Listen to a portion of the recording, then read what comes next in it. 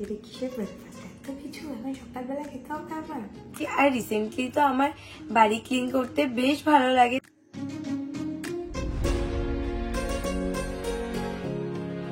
লম্বা লম্বা দুটো বিল, তো আমাদের শপিং করতে করতে 50,000 এর কাছাকাছি চলে গেছে। তো তুমি কি আরো শপিং করবে? সেটা বলে দেখি কি বানাবো। ও হ্যাঁ, বানাবো হচ্ছে প্রোটিন প্যানকেক। মর্নিং এভরিওয়ান, তো এখন তো যাবো জিমে। আর এই যে আমাদের কফিও রেডি। আর প্রতিদিন তো ওয়ার্কআউটের আগে ও আমাকে কফি বানিয়ে খাওয়ায়, আর আজকে ওকে আমি কফি বানিয়ে খাওয়াচ্ছি। তো সেই কারণে তোমার আজকে ওয়ার্কআউটে এনার্জি ডবল থাকবে। তো বলো কফিটা কেমন হলো? দারুণ হয়েছে, দারুণ, একদম পারফেক্ট কফি হয়েছে পুরো। আর এইদিকে আমার ঘরের অবস্থা দেখো, একদম পুরো গোডাউন হয়ে গেছে। সব ট্রলিগুলো আসছে আর আনবক্সিং করে করে এখানে রাখছি। তো আমার রুমের তো আপাতত এরকম অবস্থা। তো এই নাও তোমার ব্রেকফাস্ট।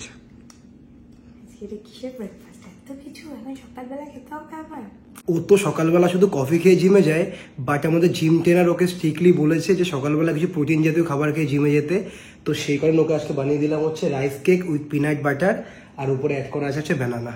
তো এবার ট্রাই করে দেখি যেটা কেমন খেতে। তো এই রাইস কেক পিনাট বাটারের কম্বো আমি ফার্স্ট টাইম ট্রাই করছি, কারণ রাইস কেক আমি খাই না। আই থিঙ্ক ভালোই হবে। ব্রেকফাস্টও কিচ্ছু খেতে যায় না, আর আজকে ওকে আমি জোর করে খাওয়াচ্ছি।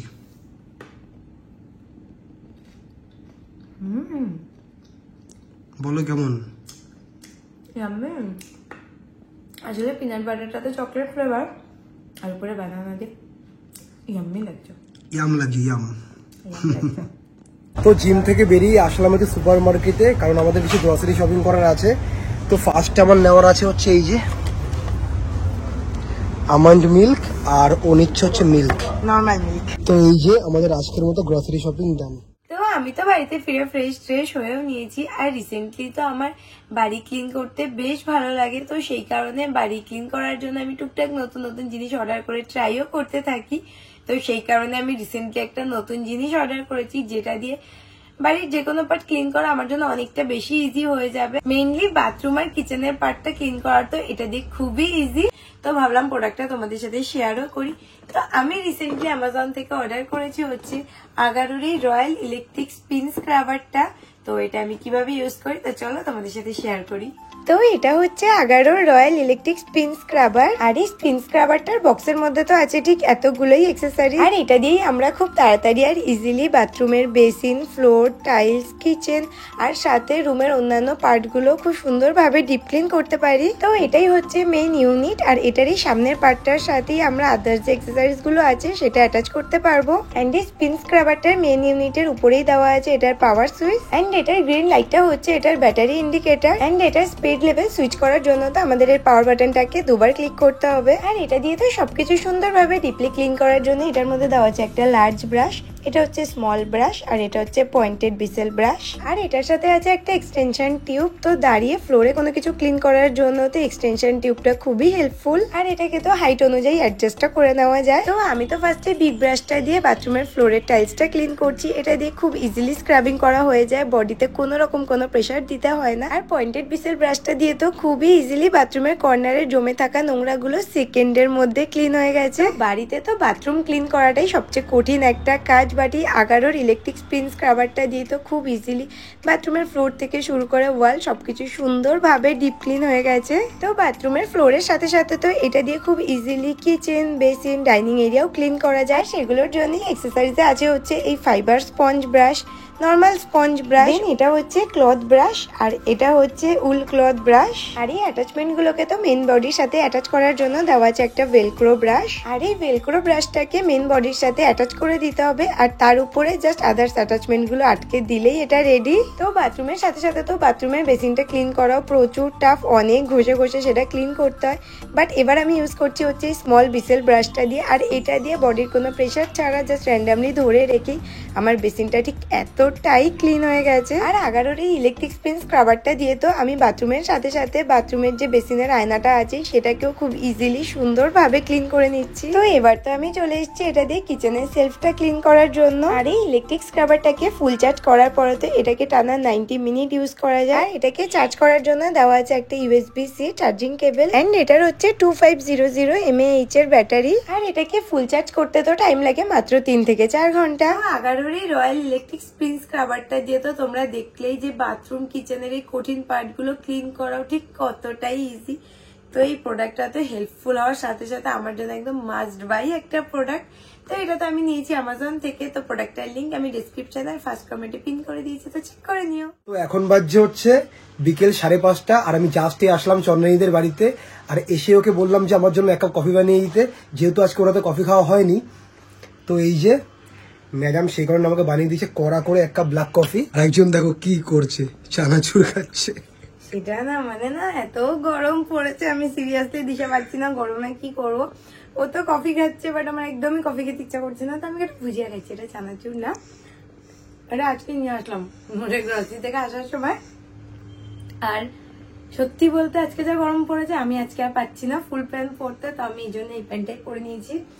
যে ঠিক আছে, গরমের মধ্যে কোনো অসুবিধা নেই, অ্যাটলিস্ট গরম থেকে তো বাঁচতে হবে। যে কারণে আজকে আমাদের ভেবেছিলাম আমরা দুপুর বেরোবো, সেটা আমরা এখন বেরোচ্ছি হচ্ছে বিকেল 5:30টার সময়। অ্যাটলিস্ট রোদটা কমুক, তো তারপর বেরোবো। একটু রাত হলে রাত হবে, অসুবিধা নেই, বাট এই গরমে তো বেরোনো যাবে না। আর আজকে ওকে দেখে আমারও হাফ প্যান্ট পরতে ইচ্ছা করছে, বাট আমি ফুল প্যান্টে একটু বেশি কমফোর্টেবল, তো সেই কারণে কিছু করার নেই। এই যে স্ট্রেট ফিট জিন্স দিয়ে এখন কাজ চালাতে হচ্ছে। আমরা তো বেরিয়েছিলাম ডিকেথলনে আসার জন্য, আর এই জাস্ট এসে পৌঁছালাম। আর আমরা আজকে এসেছি হচ্ছে আমাদের ট্রিপ পারপাস শপিং করতে, কারণ ট্রিপে আর বেশি দিন বাকি নেই, বাট আমাদের শপিং এখনো কিচ্ছু হয়নি। আর আমরা 1 মাস ধরে তো ট্রিপের প্রিপারেশন নিচ্ছি, বাট স্টিল আমাদের শপিং হয়েছে শুধু ট্রলি কেনা, দুজনের একদম প্রপার ট্রলি কেনার ডান। আর তাছাড়া অনলাইন থেকে টুকটাক শপিং। তো সেই কারণে আজকে আসলাম ডিকেথলনে। এখান থেকে একদম আজকে অ্যাটলিস্ট যেগুলো আমাদের পছন্দ হবে সেগুলো নিয়ে নেবো, যেগুলো মোটামুটি হাতের সামনে পাবো আর মনে করবো দরকার। তো সেই কারণে রেডি তো, বেশি দূরে না, লাইট ভাঙলে কিন্তু সমস্যা আছে। রেডি? ও নাকি শপিং করতে এসছে, এসে খেলছে ক্রিকেট, কিছু বলার নেই। এবার রেড বল, ঠিক আছে? আর একজন এসেই সবার ফার্স্টে টুপি দেখছে, এই কালারটা কিন্তু দারুণ লাগছে। এটা একটাই ছিল তো, তাই জন্য ভাবলাম পরে দেখি, যে থাকলে নিয়ে নেবো, না তো যদি কেউ নিয়ে নেয়। ভালো লাগছে, কারণ এই গরমে ডিকেথলনে জানো শীতের পোশাক শপিং করার লোক বেশি। মানে গরম থেকে ভেতরে সবাই শীতের জ্যাকেট নিচ্ছে, ভালো লাগছে না? এটা ভালো লাগছে নিয়ে নি একদম। তো এই যে টুপির পার্ট কমপ্লিট করে এবার জ্যাকেট পরে বসে আছে। আচ্ছা বলো, কোনটা বেশি ভালো লাগে? দুটো কালারই দারুণ, এটা বেশি ভালো লাগছে, এটাও ভালো। ব্রাইটটা না? হুম এই হোয়াইটটা যদি সাইজ থাকতো না, কালার এই হোয়াইটটা তো একটাই আছে। আচ্ছা বলো কোনটা নেবো? দুটোই নিয়ে নাও। দুটোই ভালো লাগছে। দুটোই দারুণ লাগছে। এই যে গৌরব গেছিল বাস্কেট আনতে আরেকটা, কারণ আমাদের এই বাস্কেটটা পুরো ফুল। আর এই ডিকেথলন এসে খুব ভালো হয়েছে, কারণ আমরা তো মেইনলি নিউ টাউনে ডিকেথলনে যাই, আর সেখানে না এত কালেকশন থাকে, আর এখানে প্রচুর কালেকশন, শীতের জিনিসের কালেকশন তো অনেক আছে, ভর্তি। আমরা আজকে শপিং করার জন্য একদম হাতে টাইম নিয়ে এসেছি। আর প্ল্যানিং করেছিলাম যে এখানে যদি কালেকশন ঠিকঠাক না পাই তাহলে নিউ টাউনের ডিকেথলনে যাবো, যেহেতু সল্টলেকের ডিকেথলন আজকে আমরা ফার্স্ট টাইম আসলাম। বাট এখানে এত কালেকশন না, মানে আমাদের আর মনে হচ্ছে না ওখানে যেতে হবে, এখানে সব পেয়ে যাবো। মানে আমাদের যা যা দরকার সব পেয়ে যাবো। তো এই যে টুপি, 1 number jacket, 2 number jacket, 3 number jacket, আরেকটা টুপি, 4 নাম্বার জ্যাকেট, আর এই যে 5 নাম্বার জ্যাকেট। আপাতত আমার শপিং ডান। তোমার বাস্কেটও ফুল। এবার চলো, তোমার শপিং করতে হবে। এটা ভালো লাগছে না? আর -10 ডিগ্রি পর্যন্ত প্রোটেকশন দেবে। কালারটা সুন্দর, ভালো লাগছে, ট্রাই করে দেখি।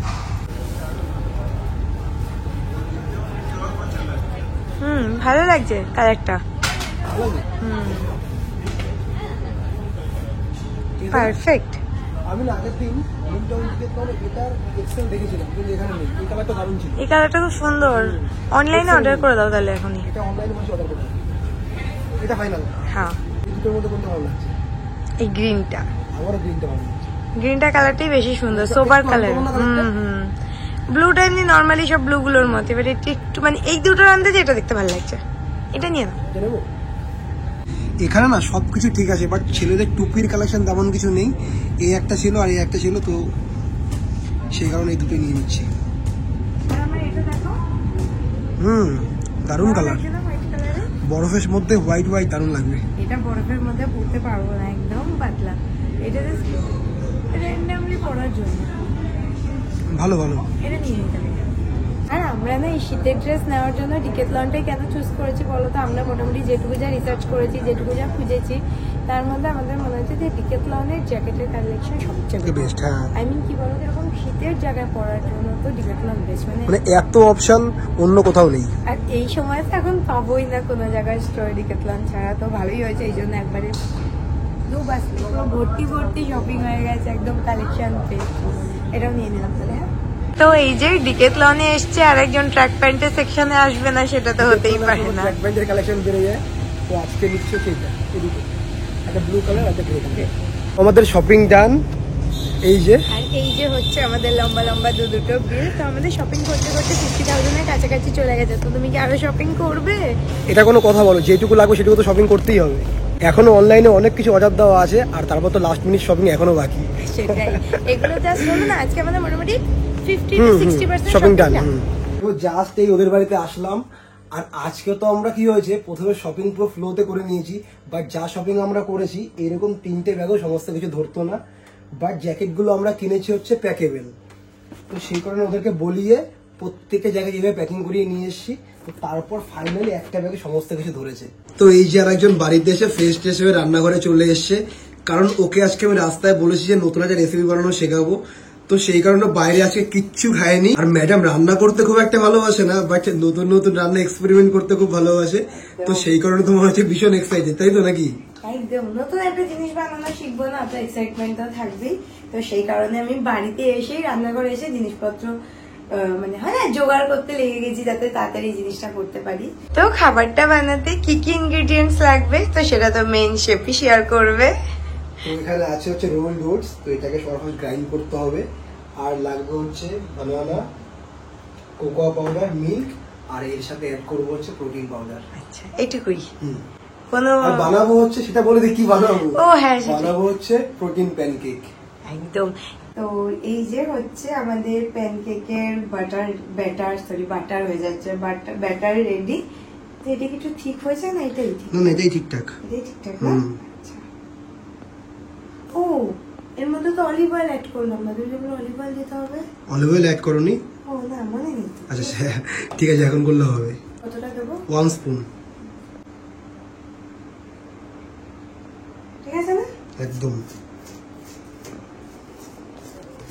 একদম। তো এই যে হচ্ছে আমাদের প্যানকেকের ব্যাটার। তো এই যে আমাদের চকলেটি প্যানকেক রেডি। আর টপিং এ যাচ্ছে হচ্ছে হানি, আর এর উপরে যাবে হচ্ছে বানানা। তো হানিটা একদম ভর্তি করে দিয়ে দিয়েছি, কারণ এটার মধ্যে কোনো রকম কোনো সুইটনার অ্যাডই করেনি।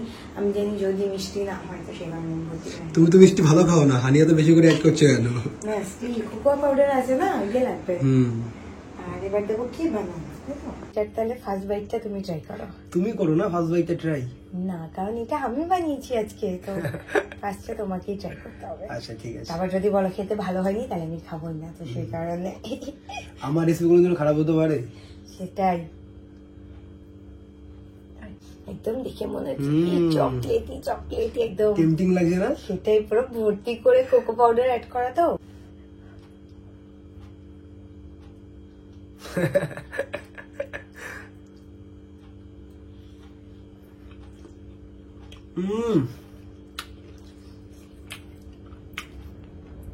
নিজের রেসিপি বলে বলছি না, ইয়াম হয়েছে, ইয়াম ইয়াম। দারুণ টেস্টি। আমি তো এটা একবারে 2-3টে কিনি, কারণ একদম মিষ্টি কম, জাস্ট এই হানিটা লেগে থাকছে বলে যেটুকু মিষ্টি লাগছে, তো সেটাই। আর আমি ওকে হেলদি প্লাস টেস্টি রেসিপিগুলো এই কারণে বানানো শিখিয়ে দিচ্ছি, যেন এগুলো খাওয়ার পর ওর বাইরে জাঙ্ক ফুড খাওয়ার ক্রেভিংসটা একটু কমে। অত সহজ নাকি, মানছি এটা টেস্টি খেতে, but still junk food is junk food. Momo burger is love, তাই তো? আর এইগুলো ঠিক আছে, চলো এগুলো খেলে আমি ভালো থাকবো, আবার আমার টেস্ট বাডস এরও কষ্ট হবে না, তো সেই হিসেবে ঠিক আছে।